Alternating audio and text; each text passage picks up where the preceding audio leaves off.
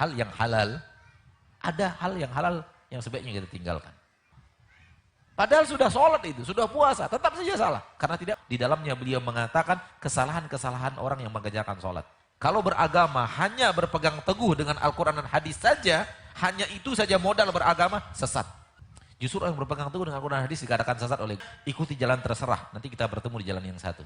Diajarkan di awal agama, cara beragama, menyesatkan 180 derajat.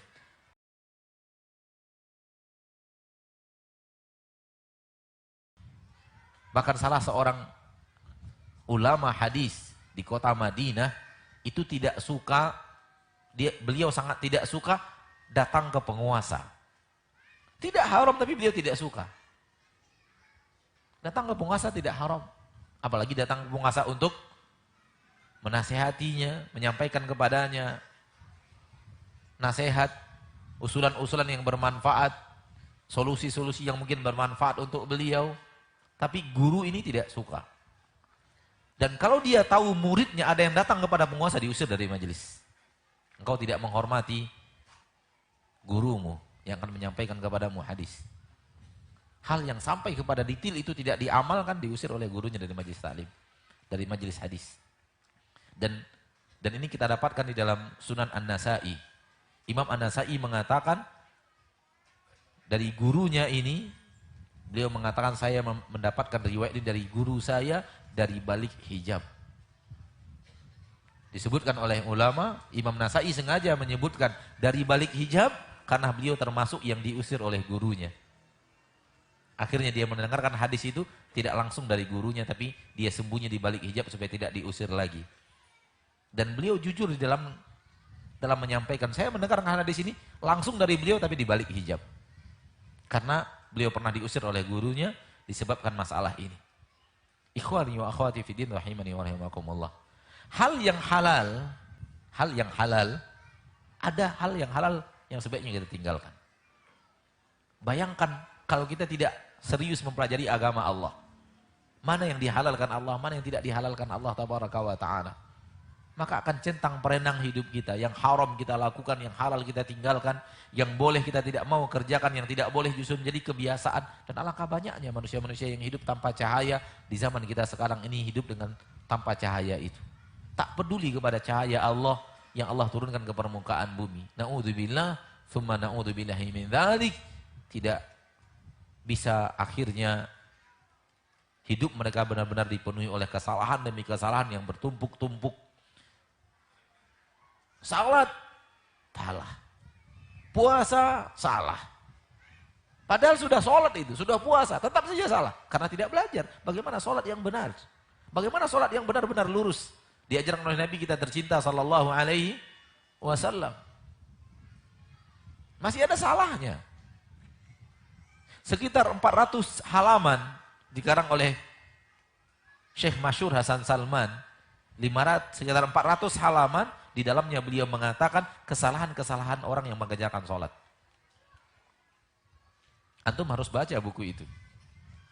Supaya antum tahu mana yang salah. Kaum muslimin sudah sholat, tapi masih saja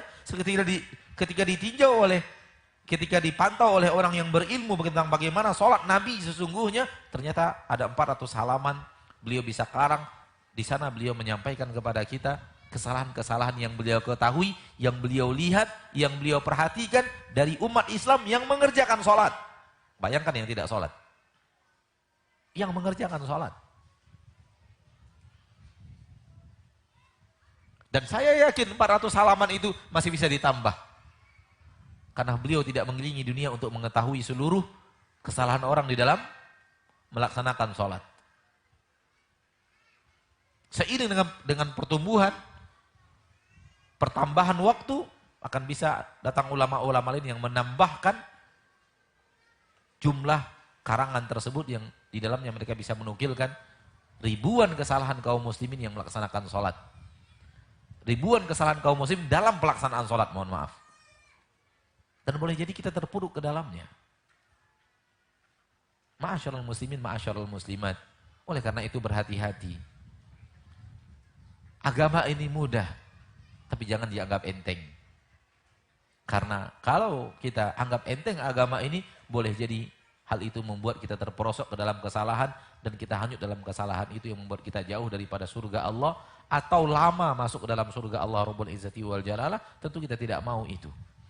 Dan boleh jadi amalan kita kemudian melenceng daripada apa yang diajarkan oleh Nabi Sallallahu Alaihi Wasallam. Dan sebahagian tipu daya iblis benar-benar merusak agama itu dari awal perjalanan agama itu sendiri. Sebagai contoh yang terakhir pada kesempatan yang berbahagia ini, ma'asyiral muslimin, ma'asyiral muslimat, kami pernah dengar langsung dari orangnya, tapi sudah taubat walillahil hamd. Tapi sudah taubat walillahil hamd. Di Pekanbaru, di kajian-kajian kita, di situ kita sampaikan kepada beliau bagaimana, disampaikan kepada kaum muslimin bagaimana kewajiban kita benar-benar harus kembali kepada Al-Quran dan hadis Nabi SAW untuk mengetahui jalan yang benar, jalan yang lurus. Benar-benar yang berpegang teguh dengan Al-Quran dan hadis, dia yang akan selamat daripada kesesatan.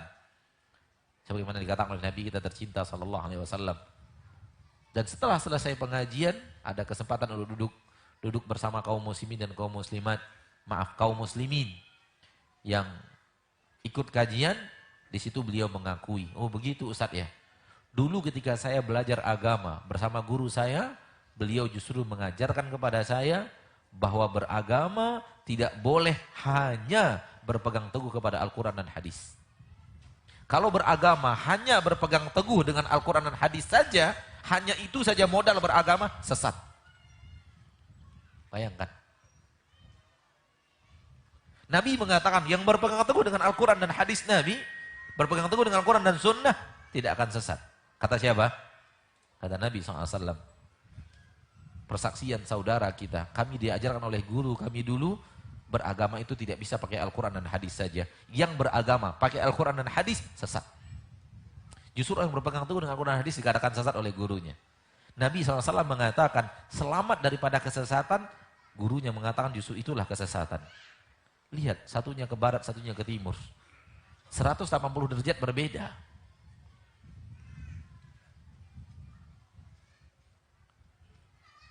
Ini jalan yang lurus kata Allah, ikuti jalan yang lurus ini, jangan ikuti jalan yang beraneka ragam. Jalan yang lurus ini aja ikuti, jangan diikuti jalan yang lain. Ada saudara kita yang mengatakan kami diajarkan oleh guru kami, sembarang aja jalannya, intinya kita bertemu di jalan yang satu. Coba lihat. Engkau menempuh jalan menuju Allah, terserah engkau. Tempuh jalan yang mana, ambil. Intinya kita akan bertemu nanti di jalan yang satu. Kata Allah, ikuti jalan yang satu, jangan ikuti jalan yang lain. Kata gurunya, ikuti jalan terserah. Nanti kita bertemu di jalan yang satu. Maka kalau ini diajarkan di awal cara beragama, menyesatkan 180 derajat. Dan manusia akan bebas mengambil jalan apapun yang dia inginkan untuk menuju Allah, menuju surga Allah Subhanahu wa ta'ala. Maka lahirlah beraneka ragam cara pemahaman yang aneh, lahirlah beraneka ragam cara zikir yang aneh, lahirlah cara kaifiat ibadah yang aneh, karena manusia berjalan di jalan yang dia sukai, jalan yang dia inginkan, karena menurut dia semua itu adalah menuju jalan yang satu. Padahal semakin dia hanyut, semakin dia jauh dari jalan yang lurus. Dan inilah tipu daya iblis dan bala tentara yang menyesatkan kita dari jalan yang lurus. Ikhwani wa akhwati fid din.